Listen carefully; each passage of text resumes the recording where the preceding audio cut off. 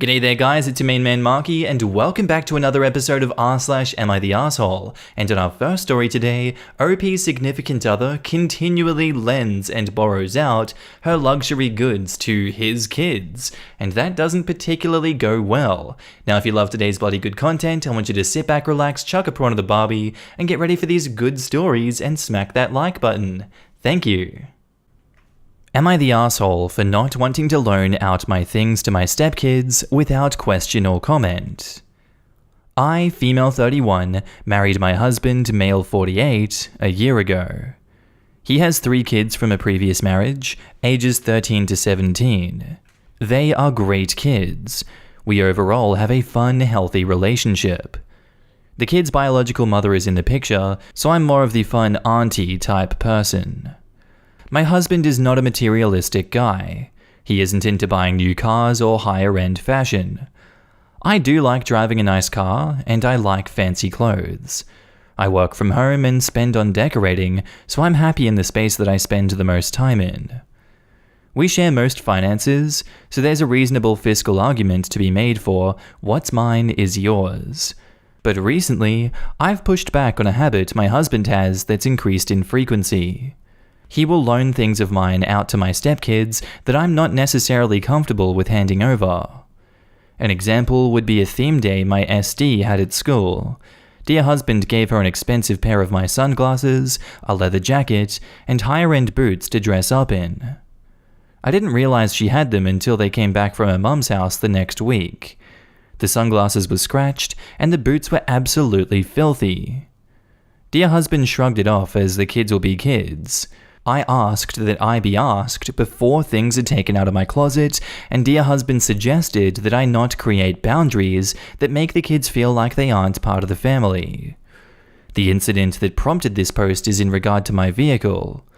I bought what would be considered a luxury SUV this past year, and yesterday at dinner, our oldest comes in with his friends, and they're all going on about how cool it would be to roll into their summer fling in my vehicle. Prom was cancelled thanks to the pandemic, and the kids are doing a summer substitute party. I pulled my dear husband aside, and he told stepson to take it because it's a fancy, once-in-a-high-school career opportunity to feel adult and show off a little. The car is insured, so what's the big deal? I told him I would have liked to be consulted, and I would also like some time to consider the logic of letting a kid who's had his driver's license barely a year get behind the wheel of a $100,000 plus auto packed with his buddies. I reminded my dear husband that things don't always get returned to me in good condition. He argued that having kids means things will sometimes get ruined. His thought is that I shouldn't spend on things if I'm not okay with them getting worn or damaged. I suggested if he wants to give his kids luxury or designer items, he buy them himself, and he told me that it was silly for him to spend money that way, as it's not his style. Maybe I'm being selfish, but I don't feel like it's fair to tell me nice things aren't worth buying or keeping nice, but then constantly wanting to use said thing precisely because they are nice.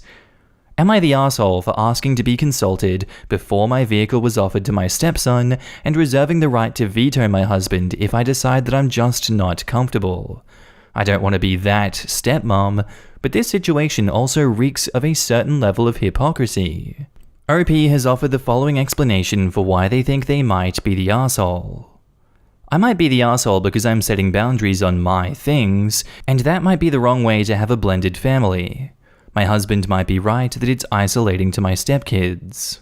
Now in the comments, not the arsehole. When I was a teen, I certainly was not allowed to wear my mum's things. It's normal, and dare I say healthy, to have some boundaries in terms of which things the kids can borrow. You are not refusing to lend them because they are your stepkids, it is because they are kids. It will not make them feel like they're not part of the family if a boundary is set. Your husband sounds like he is overindulging them. And OP replies, I definitely didn't get to borrow everything of my parents either. It was considered a high privilege to be able to take the adult's car or my mum's designer handbag, etc. My husband and his family's point of view is everyone is equal. If everyone is equal, then why are your belongings not being respected? I bet if you just took something out of your stepdaughter's without asking, she would be upset. especially if you returned it damaged.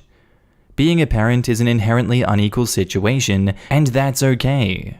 You give more than you take, but, and this is a big but, you have to be respected by and equal to your partner. The whole thing collapses otherwise.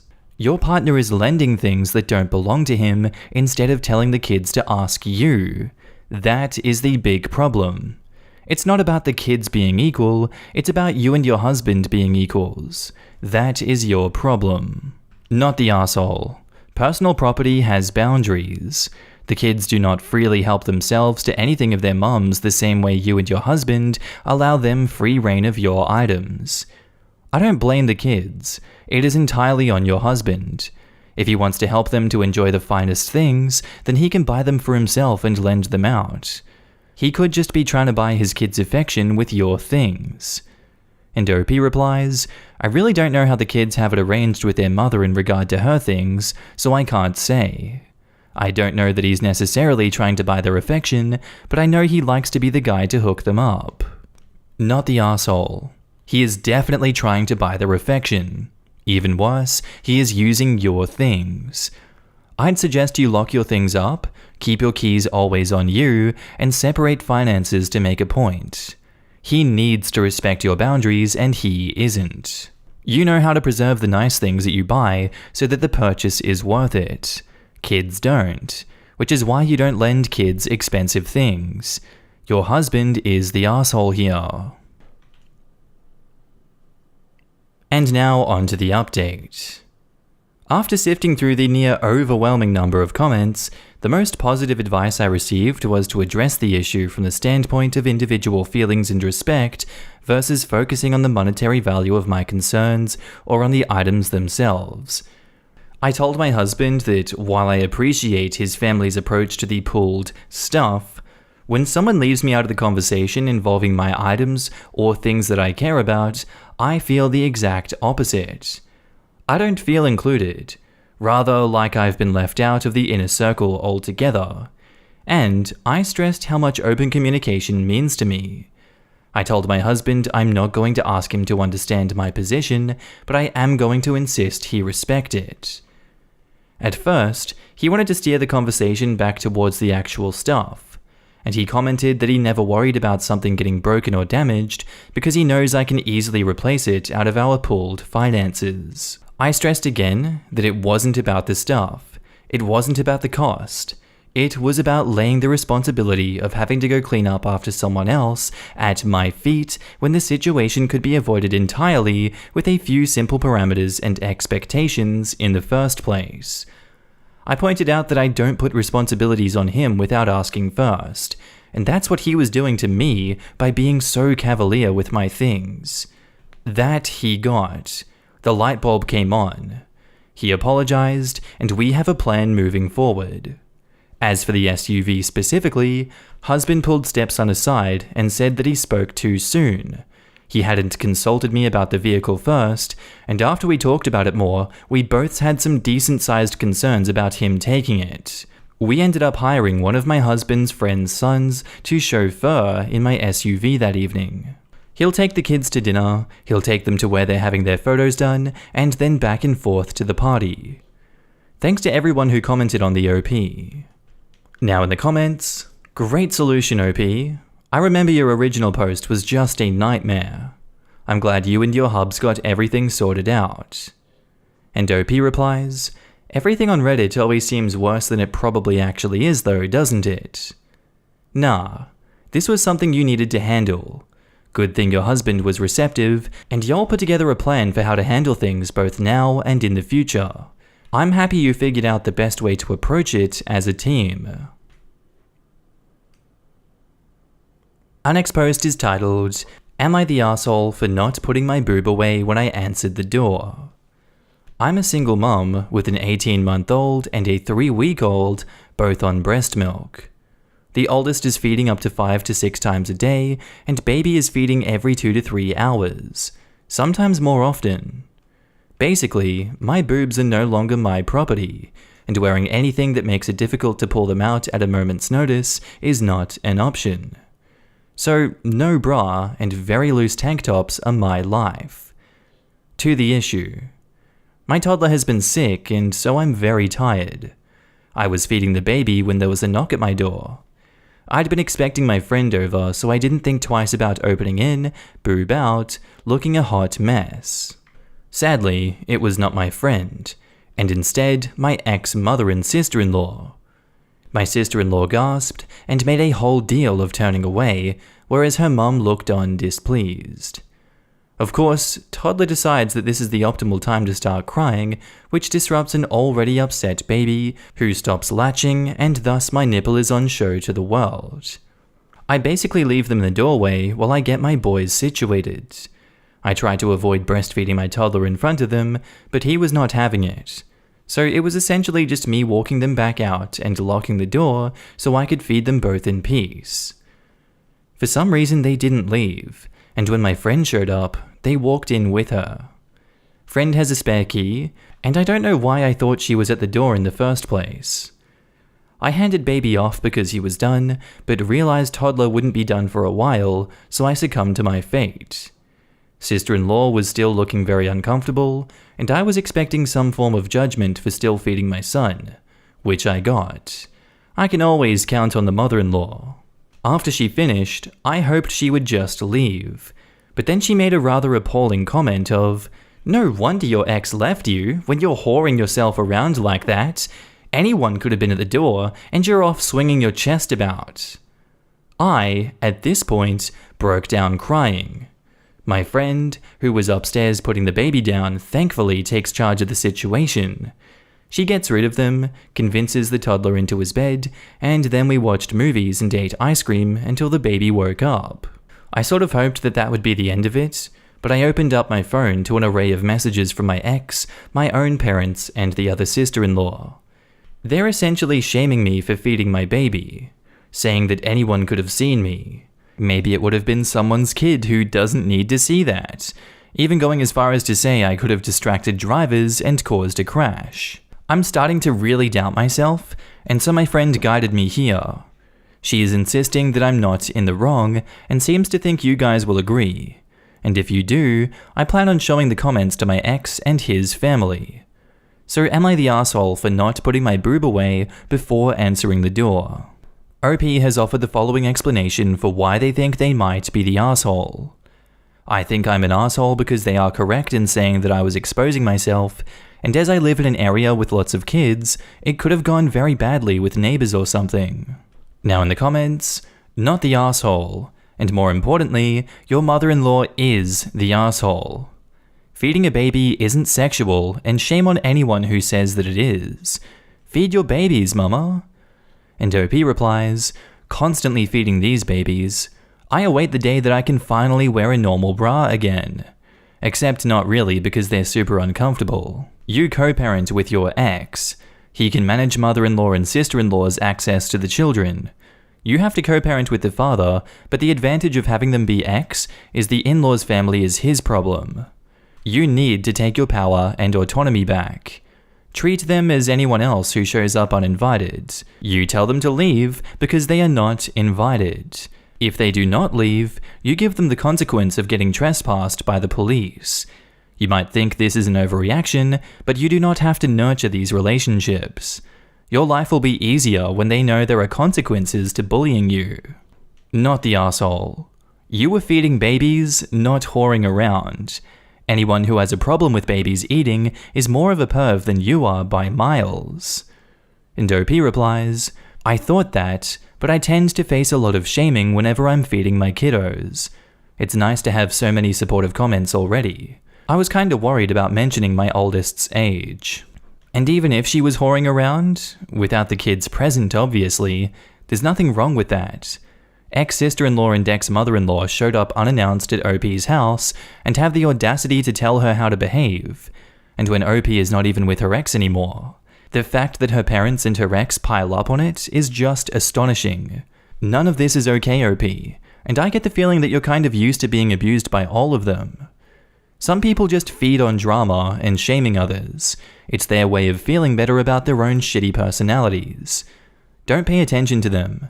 In fact, set for all of them a couple of healthy ground rules like not showing up unannounced and not commenting on your behavior or they get thrown out.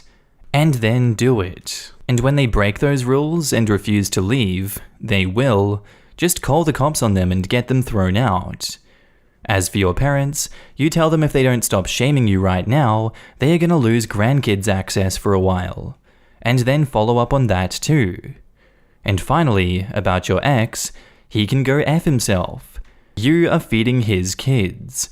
The only thing he's allowed to say about it is thank you, and make that very clear to him. And now on to the update. So it's been a little bit of time since my previous post, and I'm just here to say a huge thanks for all the comments. A lot of you guys really helped me realize where I needed help. Shortly after my post was made, I contacted my ex and essentially asked if he wanted to actually play a part with our kids or not. He said he didn't want to. We had a long conversation about our feelings. We're on good terms now, and he's starting a new job in August, so we will deal with everything legally then for easiness sake. I set up my Ring doorbell camera. I did have one in storage, I'd just never gotten around to setting it up, and now I'm much more careful with who I answer the door to. I also contacted my parents one final time to let them know that I'm no longer having contact with them and let them have one photo of my boys. They took it very well considering it all. I did have to take the step to cut my siblings off as well, but as much as I love them, I need to prioritize myself and my babies. I met up with my ex's family to let them know that if they ever set foot in my house again, I would call the police, and told them they won't ever have contact with my children. As far as I and my ex are concerned, they don't have a father and thus have no paternal family. They were upset, but let it go. And I did breastfeed both my kids in the park just to spite them, which felt quite good. In better news, the friend I mentioned in my previous post is moving in with us. Initially, it was for financial reasons, but a little something is sort of happening between us. And even if that fizzles out, I feel safer with a second person. My kids have financial stability and a second parent, which I think all kids deserve. After everything legal is settled, we are planning to move out of state. We were both saving separately for a house, and my ex wound up giving me most of the funds that we'd saved. He is inheriting his father's house and doesn't want for me and the kids to constantly be at risk of eviction. With both sets of savings, in a year or so we should be able to move into a decently sized house. We are already planning on getting a dog. The plan is to be moved and settled by July 2022, so the boys can have the first proper summer in a yard that's big enough to play in. My kids will have a better life than I had, and this is just the start of how perfect it's going to be. So that's it. Thank you all again. Now in the comments, I'm glad everything seemed to work out, and it's nice to see that your ex has your back financially. And OP replies, yeah, I'm really grateful for that. I think he just wants to get on with his life, you know? It honestly is a refreshing sentiment. My dad tried to hide money from my mum. I'm glad to see that not all exes are like that. I only vaguely remember your first post, so I'll have to go back and read it for full context, but I'm impressed by how your ex simultaneously comes across as an asshole, doesn't want to be involved with his kids, and a decent person, giving you the savings to make sure those kids have a stable home. It's quite the contradiction. And OP replies, he was a complete asshole before, don't get me wrong. But our marriage wasn't a good one, and we were both more or less forced at 16. Through some personal conversations, I've realized why he desperately doesn't want to be a father, but on the same stretch wants to support them as he had part in creating them. We came to an agreement that he would pay child support and partially pay for us to move out of state. Only wish that he'd brought all of this to your attention before he helped make 2 whole babies with you. Would have been helpful to know sooner, my dude. And damn, married at 16? I imagine that was quite a story. High-key afraid of the sort of families who would do that. And OP replies, he actually had. When we were 19, I got pregnant and had an abortion because he begged me to do so. The only reason we kept our son is because his mum found my pregnancy test. I had another abortion scheduled. I noticed him getting worse and worse emotionally, and he was staying out later. With baby number 2, he lost his crap. We should have gotten divorced when I got pregnant the very first time, but we were teens scared of our parents. But yeah, I grew up almost cult style. His family was much better, but still not good. My parents married all of the girls off, lol. Oof, that is so sad. Not an excuse for how he treated you at all, but I can certainly see how he'd be thinking and acting like a trapped animal in those circumstances. You were both way too young for all of this. I hope both of you manage to heal and move on and live better lives than the one that your parents forced on you. It sounds like you were both trying your hardest to do so. May his financial support be the first of many efforts to make amends to you and your children for his role in how this played out. And OP replies, yeah, I'm kind of over blaming him. I wasn't exactly an amazing wife. I feel for him and he feels for me. We are going to have minimal contact until the youngest is 18, and then no contact at all. I'm getting help, and I believe I've convinced him to do the same. Anyway guys, I think that's where I'm going to end today's video. If you did like it, tell me what you thought about it down in the comments below, and make sure to just interact with everyone in this community. I love each and every one of you that I get to see on a daily basis. And don't forget, if you are a Patreon subscriber, I love you. You're on the screen right now with the YouTube members as well. If you see yourself, give yourself a pat in the back. You guys help me continue this YouTube journey. You keep me going. I see you guys everywhere. I see your messages, and thank you so much for supporting me. I really love every single one of you. But with that all said, I'm going to be signing off now, guys. I hope you have a good day, night, sleep, whatever you're up to, and I'll see you in the next episode. Bye.